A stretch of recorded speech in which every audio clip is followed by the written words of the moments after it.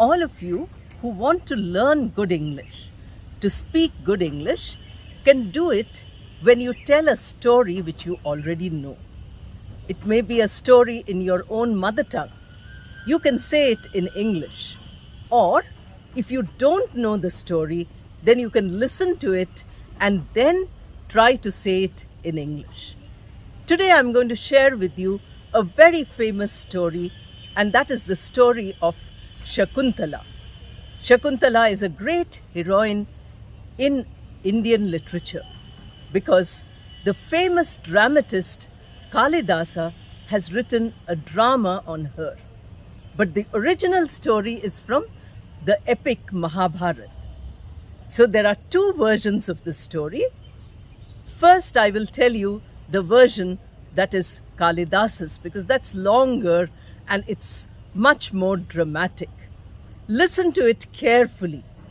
And if you watch till the end, I will also speak to you about the Mahabharata edition or the Mahabharata version of the story. The story begins at a point when the father of Shakuntala, that is Vishwamitra, was a sage deeply involved in meditation.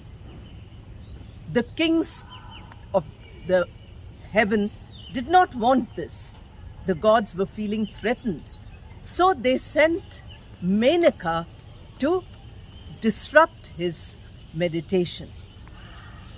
Vishwamitra gave in to this temptation, and both of them were together for some time. The result was the child who nobody wanted.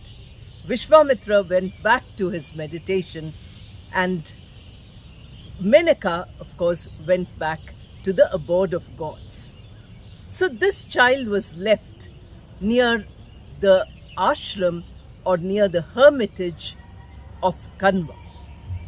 He was a great sage, and one day he found this little baby girl lying covered by the wings of a bird. That bird was called Shakun. So Shakuntala is protected by the bird. That name was given to this child. She grew up to be very helpful to her father, doing all the work in the hermitage along with her various friends. Sometimes the sage would leave the entire hermitage to her and go away to different parts, and that time she would look after everything. On one such occasion, the king of Hastinapur, that is King Dushyant, came to this ashram. He found that all the girls were playing, and suddenly a big insect, a bee, comes and all the girls start running away. Shakuntala is frightened, he finds. So he's a brave king. He goes and saves her. This is their first meeting. Slowly, we find that Dushyant and Shakuntala become friendly. The hermitage is so beautiful that the king decides to take some rest there. He had come only on a hunting expedition, but now he doesn't want to join his team to continue hunting. He wants to stay in the ashram, and he wants to spend time with Shakuntala. Both of them fall in love with each other. But the father is not there, because for Shakuntala, the foster father, her adopted father, is the sage. He's not there. So she cannot get permission to marry this person who's the king. The king says, don't worry, we will have an informal marriage. This kind of a marriage was possible in those days. So they have, this was called Gandharva Vivah. And this informal marriage made both of them very happy. But the king has to go back to the kingdom. He can't live here forever. So he said, now let me go away, but don't worry, I will send for you as soon as possible. Then you will also come, taking permission from your father, you will join me in my capital. Shakuntala was fine with this, but she also wanted something to remember him by. He gave her a ring. The king's ring is very easy to identify. So he gave that ring, signet, and said, "You keep this with you. This will remind you of me." Shakuntala was both happy and sad. Happy because she had a new experience of falling in love. Sad because the person she loved was going far away. Now she did not do the work of the ashram very well. She neglected her duties. She kept thinking about the king all the time. Many visitors used to come to the ashram to take shelter or to spend some time, and one of them was the sage Durvasa. The sage Durvasa is very well known because he had no control over his anger usually. He had many excellent qualities, but this was one problem, that he used to get angry very easily. He came as a visitor. He found that sage Kanva was not there. He thought Shakuntala would come, wash his feet, give him a seat, feed him nicely, and take care of him. But Shakuntala was lost in the thoughts of Dushyant. She did not answer his call. He called many times. Then he got very angry. He said, "How can you insult a person of my stature? I'm such a great person, you should not insult me. Therefore I curse you." He gave punishment. He said, "The person you're thinking about will not remember you at all." Shakuntala certainly woke up. She said, "Oh my God, what have I done?" She begged for forgiveness. She said, "Please forgive me." Then the sage did not feel, that he could still remain angry. He said kindly, "Don't worry.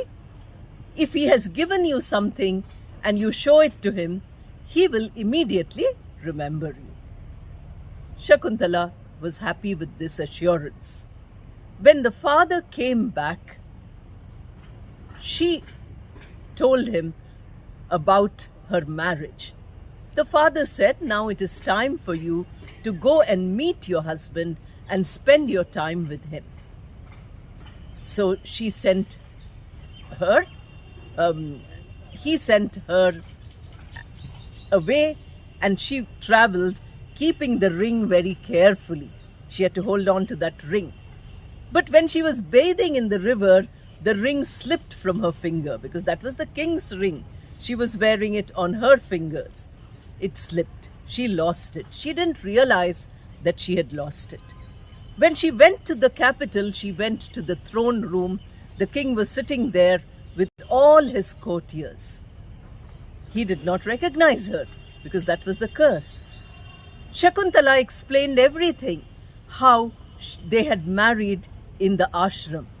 He said, "No, I don't believe you." Shakuntala tried to show the ring. She searched. She found that she had lost the ring. Then when everybody was making fun of her, she felt very sad. She said, "Oh, why am I still alive when the person I really love does not recognize me?" Immediately her mother, who was an Apsara, came and took her away. All celestial people came and took her to her mother's house. There she lived, and there she gave birth to her son Bharata. Now this son was very strong and brave. He could fight with anybody in the forest. He could fight with all the tigers and lions. He was a real son of the king. But you must remember that the king had by this time found that one fisherman brought a fish to the palace, and inside that fish, the ring which he had given to Shakuntala was found. As soon as he saw that ring, his memory came back. He found that All what had passed, he remembered. He felt very guilty. He said, "Imagine, my innocent Shakuntala, I insulted her. How could I do such a terrible thing?" He left his kingdom, he left everything, and went in search of her.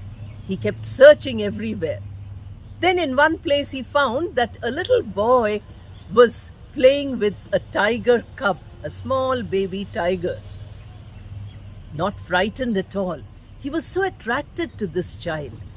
The child led him to Shakuntala, who was the mother, of course. At that point, the king apologized and said that, "I could not recognize you because there was a curse, and as soon as I saw the ring, I could recognize you." In this way, both of them were reconciled, and they lived happily ever after. Today, the King Bharat gives us the name. India's name as Bharatvarsh is from this great king whose parents' story you have heard.